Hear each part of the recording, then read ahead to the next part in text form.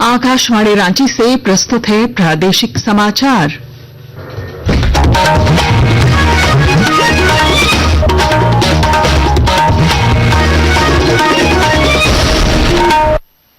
नमस्कार, प्रादेशिक समाचारों के साथ मैं पूनम करकेट्टा। पहले मुख्य समाचार। ऑपरेशन सिंदूर के मद्देनजर केंद्र सरकार ने नई दिल्ली में आज बुलाई सर्वदलीय बैठक। राज्य के 5 जिलों में सफलतापूर्वक संपन्न हुआ नागरिक सुरक्षा अभ्यास।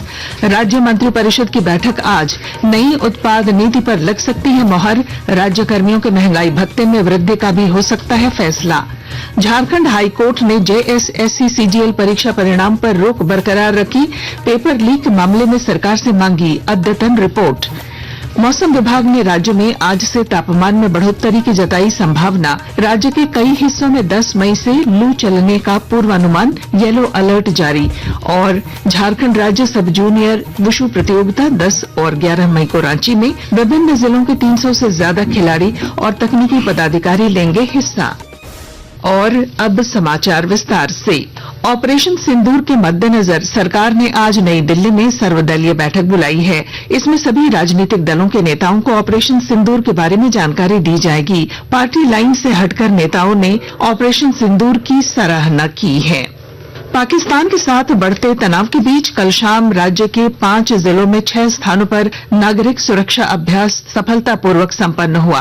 रांची के डोरंडा इलाके में आयोजित मॉक ड्रिल में आर्मी, एनडीआरएफ, जिला प्रशासन, रांची पुलिस सहित अन्य सुरक्षा एजेंसियों ने भाग लिया। उधर जमशेदपुर में औद्योगिक तथा शैक्षणिक संस्थानों के अलावा कई स्थानों पर मॉक ड्रिल की गई। जिले के उपायुक्त अनन्या मित्तल ने बताया कि जिला प्रशासन किसी भी आपात स्थिति से निपटने के लिए पूरी तरह तैयार है।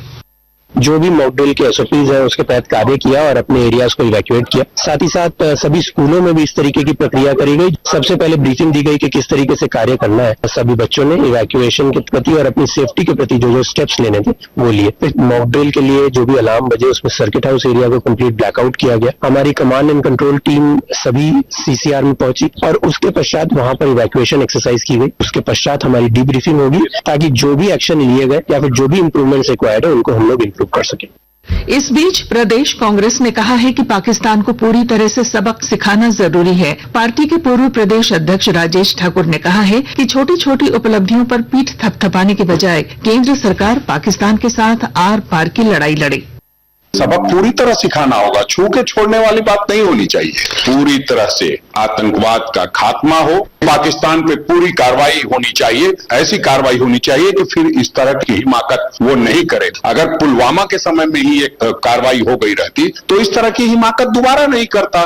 तो लेके नाचना चाहते हो तो नाचो, हर्ष का विषय नहीं है। जब भी कोई युद्ध होता है तो निश्चित रूप से उसका दर्द भी होता है। इधर भाजपा के वरिष्ठ नेता अमर कुमार बाउरी ने कहा है कि भारत सुरक्षित हाथों में है और विपक्ष को इस पर चिंता करनी नहीं चाहिए। श्री बाउरी ने कहा कि ऑपरेशन सिंदूर तो एक ट्रेलर है, जरूरत पड़ेगी तो पूरी फिल्म भी दिखाई जाएगी।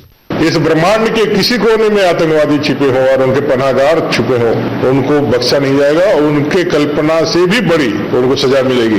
देश के संप्रभुता के साथ, देश के स्वाभिमान के साथ, अपने नागरिकों की सुरक्षा के साथ और सेना के स्वाभिमान के साथ कोई कंप्रोमाइज अब देश नहीं करेगा। करोगे तो न भूलेंगे न माफ करेंगे। ये तो टीजर है, निश्चित रूप से ट्रेलर है। आतंकवाद के खिलाफ निर्णायक लड़ाई प्रारंभ हो चुकी है और इस बार भारत जो है यह काम भविष्य के हाथ नहीं छोड़ेगा।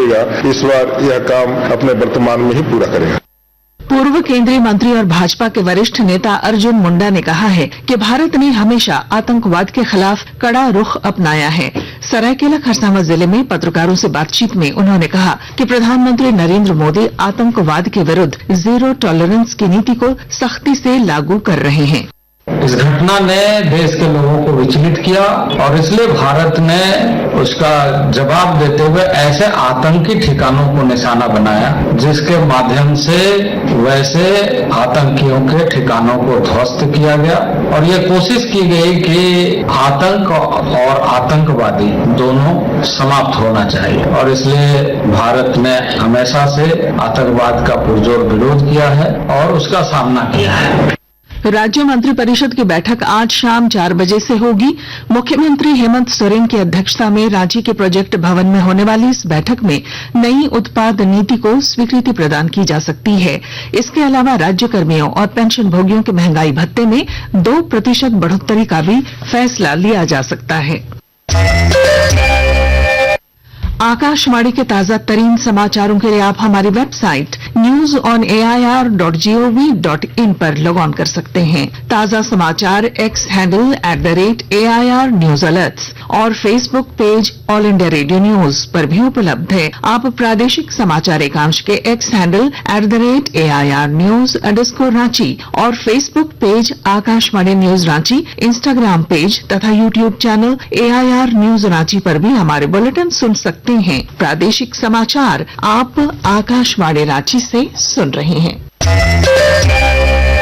झारखंड हाईकोर्ट ने वर्ष 2024 में आयोजित JSSC CGL परीक्षा के रिजल्ट प्रकाशन पर रोक बरकरार रखी है। मुख्य न्यायाधीश MS रामचंद्र राव की अध्यक्षता वाली खंडपीठ ने इस परीक्षा में गड़बड़ियों की CBI जांच कराने की मांग वाली याचिका पर सुनवाई की। अदालत ने सरकार को 18 जून तक अद्यतन जांच प्रतिवेदन समर्पित करने का निर्देश दिया। गिरिडीह जिले की गांडेय थाना क्षेत्र से पुलिस ने 7 अपराधकर्मियों को गिरफ्तार किया है। SP डॉक्टर विमल कुमार ने बताया कि अपराधियों के पास से हथियार और कारतूस भी बरामद किए गए हैं।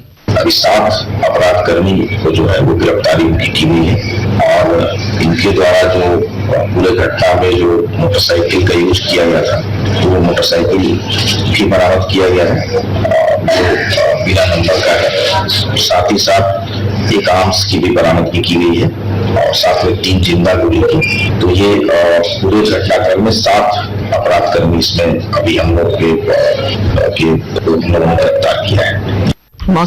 मौसम विभाग ने राज्य में आज से तापमान में बढ़ोतरी की संभावना जताई है। हालांकि रांची और आसपास के इलाकों में आज सुबह से ही बादल छाए हुए हैं, लेकिन मौसम विभाग का कहना है कि दिन चढ़ने के साथ ही तेज धूप से लोगों को परेशानी हो सकती है। मौसम विभाग ने 10 मई से लू चलने का पूर्वानुमान व्यक्त किया है। टाटा स्टील का स्पोर्ट्स डिवीजन कल से समर कैंप का आयोजन करने जा रहा है और जानकारी दे रहे हैं हमारे संवाददाता।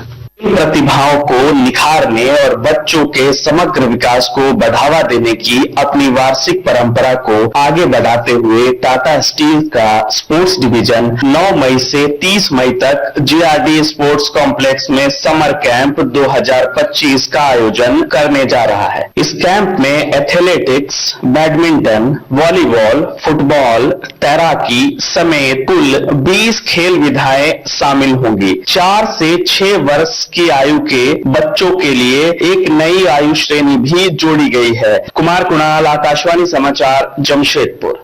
वुशु झारखंड राज्य सब जूनियर वुशु प्रतियोगिता 10 और 11 मई को रांची के नामकुम स्थित लॉन बॉल स्टेडियम में आयोजित होगी। झारखंड वुशु एसोसिएशन के चेयरमैन चंचल भट्टाचार्य ने बताया कि प्रतियोगिता में राज्य के विभिन्न जिलों के 300 से अधिक खिलाड़ी और तकनीकी पदाधिकारी भाग लेंगे। और अब अखबारों की सुर्खियां।